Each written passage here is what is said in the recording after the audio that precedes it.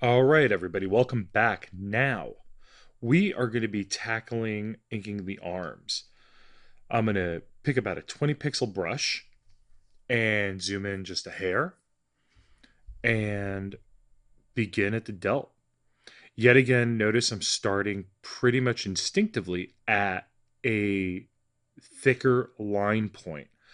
The bottom of the delt should have roughly a slightly thicker line than the back of the delt because it is slightly closer to us. So I pretty much went ahead and dropped the first bit of ink on top of the lower part of the delt, which is the part that's coming closer to us. And now I'm just kind of diving in, putting in additional areas that I know are going to be hard lined, have their inking lines that are not going to be altered and are the exterior shapes that we have to get right. So I've pretty much put in the delt. Now I am roughing in the tricep, keeping mind the shapes of these muscles and these muscle groups. The parts of the delt that will be kind of sticking out and helping define the bicep as well. I'm also roughing in, giving more indications and more weight to the delt and pretty much where some of the highlights for some of the shading is going to go. Now, when you are working on the anatomy and dropping in your lines, really try to do your best to be mindful of the thick to the thin. If you notice where I dropped the wrists, look how thin it is compared to the very first line that I put the shoulder in. In case you're wondering why I am making the costume go invisible, I want to make sure, or the costume layer invisible, I wanted to make sure that the lines were nice and clean because the red line can't obscure it. I am still keeping the costume layer on top because eventually I do have to ink the costume as well. But I wanted to make sure that my lines were crisp and clean. It's kind of part of the whole draw through theory where, even though you don't see it, you kind of plot it out just a little bit, if not draw it all the way out.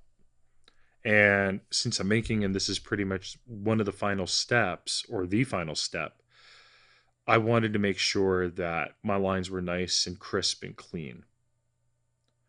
So I pretty much have one of the arms already completed.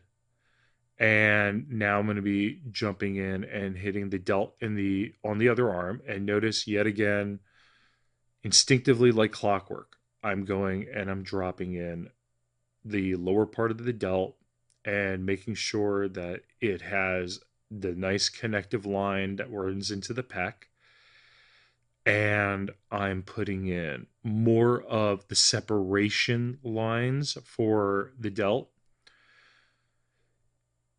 giving the basic shapes their due, making sure that everything kind of goes thick to thin, like the bicep just went, making sure my line weight is crisp and clean. Now, the interesting thing is, part of the way my work has evolved is I used to be so insanely over the top crazy about making sure that my lines were perfect and crisp and clean. They still are, but because I ended up learning how to digitally color all my work and render everything to completion from start to finish, which is not the usual way it's done in comics, but because I did move on into advertising, I wanted to be able to be a completely well-rounded artist in the field. My inking became more fluid and lifelike rather than machine like. And the reason was because I knew I was going to be coloring it. So I simplified a lot of the steps of my inking. I took certain elements out, and I've got what you kind of have here, which is, a little bit more energetic. I try really hard to make sure that the life is in the line, but I also know that I'll be coloring over a lot of the lines. So just a little food for thought for your inking process, that it doesn't have to be totally over the top, laser like sharp. So let's zoom out. This is looking pretty solid right now. I'm very happy with how this is looking. Now, for the next clip, we are going to move forward and ink in the legs. I'll see you guys there.